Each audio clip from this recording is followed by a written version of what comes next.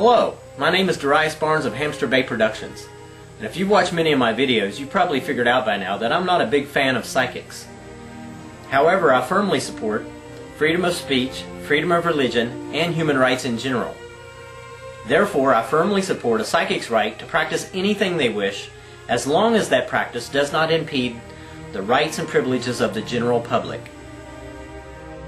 I do feel strongly about psychics charging for services rendered unless there is absolute proof of those services. Frequently, people pay for psychic readings only to find their readings are full of general information that could apply to anyone. And then they find, after their disappointment, that their readings do not come with a money-back guarantee. I believe it is clear that many people claiming to be psychics are actually profiteers preying on that gullible portion of our population that are willing to pay them. At this point, I would like to examine some of the claims commonly made by psychics.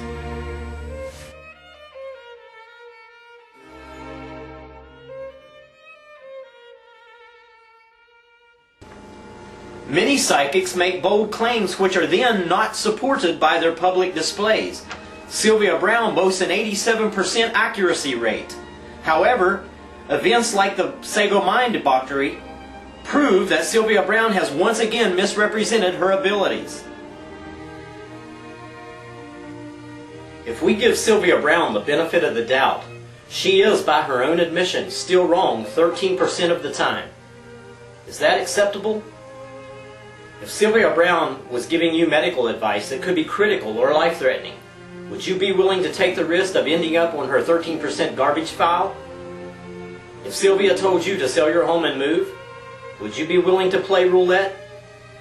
One family did, and I can assure you Sylvia does not back up her information. A closer observation of Sylvia's work on national television, as well as the transcripts from the shows, reveal a far more meager accuracy rate than Sylvia would have you to believe.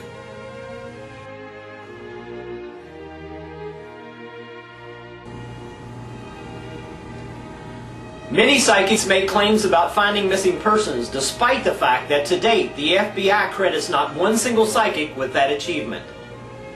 Other achievements include bending metal, moving objects with the mind, and remote viewing. James Randi offers $1 million to any psychic that can demonstrate those powers under controlled conditions. So far, that money has been unclaimed.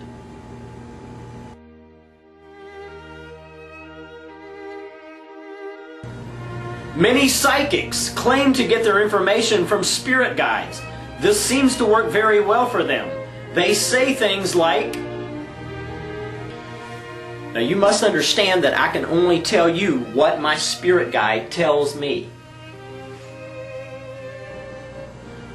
In this way, they've conveniently passed the buck to a non-existent entity. Spirit guides seem to have a lot in common with buggy software. One minute they're spitting out single bits of information like a letter or a collar. Being pulled over here. Yes, ma'am. I'm sensing an S as in Sam, an M as in Mary, and I'm also seeing a lady in a white dress. Do you understand this? Then suddenly the spirit guide begins using complete sentences. She wants you to know that she doesn't blame you, and she's very proud of you and your family, and she's also wanting me to tell you that she watches over you and your grandchildren every single day, and that could be why you occasionally see the lights flicker on and off. Now this is a very important step because the psychic must establish what appears to be a first hit, even if it's very generalized, and it usually is.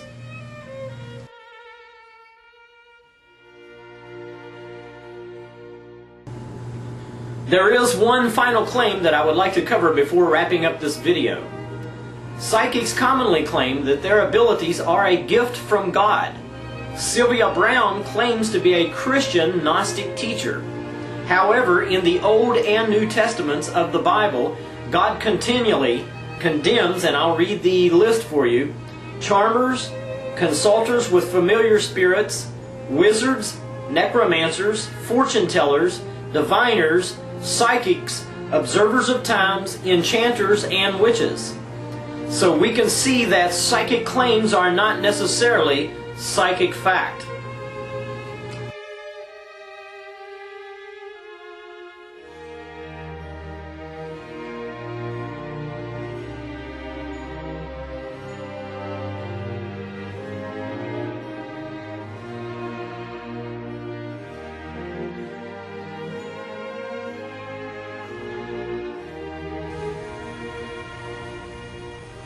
I'm standing in the cemetery where my grandparents lie.